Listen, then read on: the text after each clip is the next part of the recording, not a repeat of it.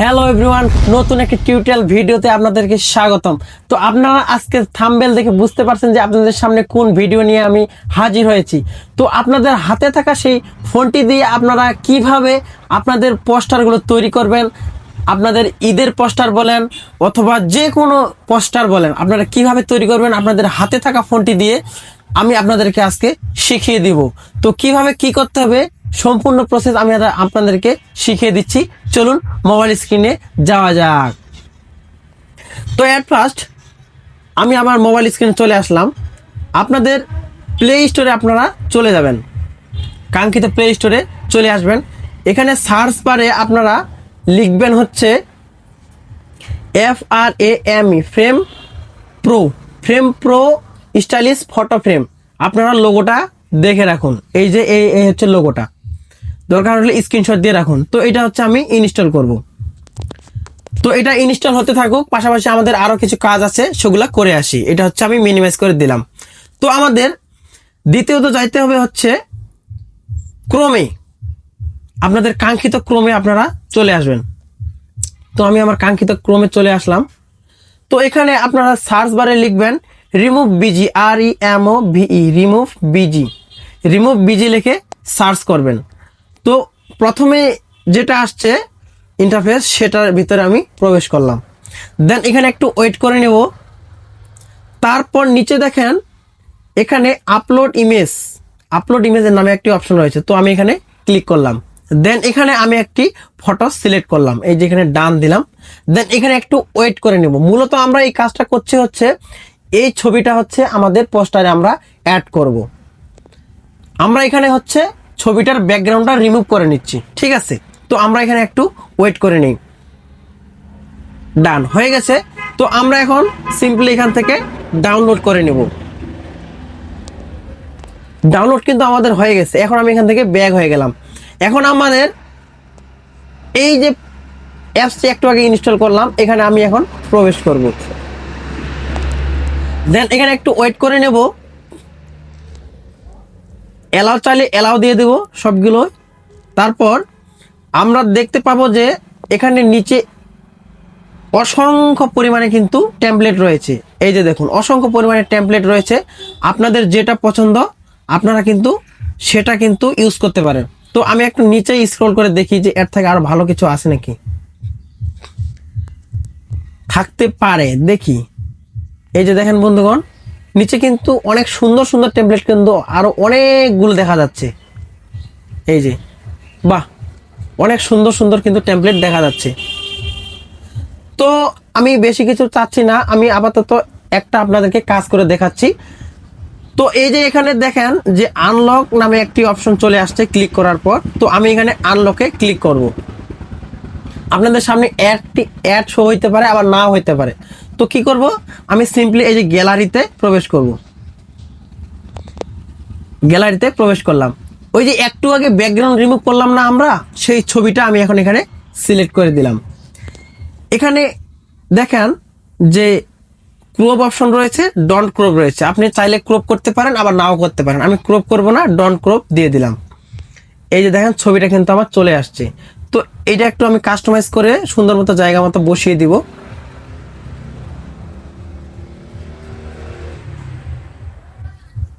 আপনারা কিন্তু সুন্দরভাবে একটু স্মুথলি ভাবে জায়গা মতো বসিয়ে দিবেন। তো আমার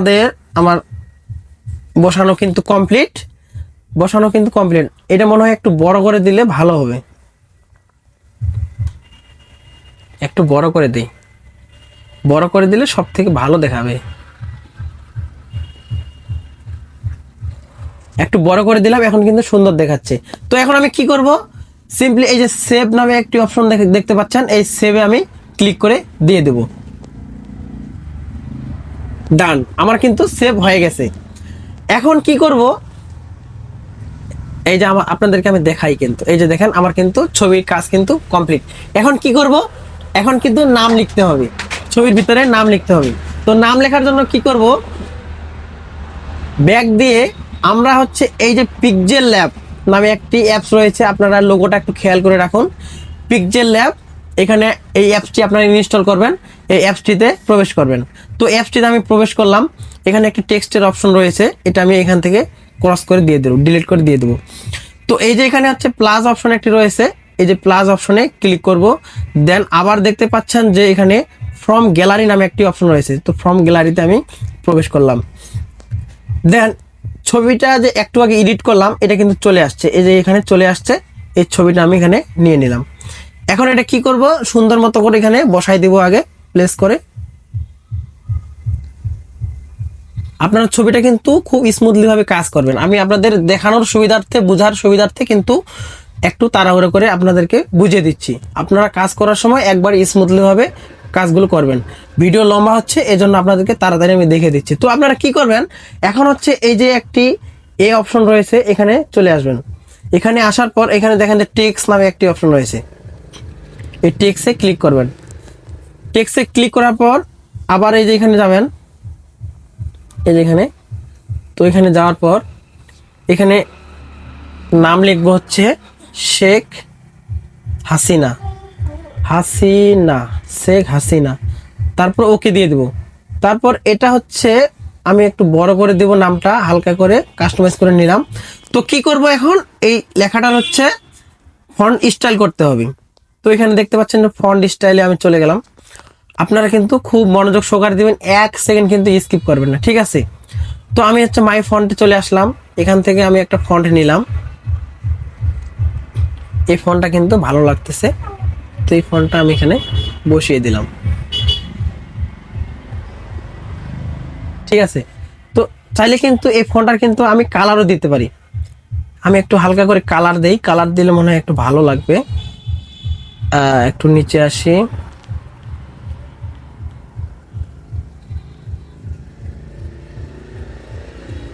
কোনটা ভালো লাগতেছে? আমার মনে হয় সাদাটাই বেস্ট। আচ্ছা, সাদাটাই রেখে দিলাম আপাতত।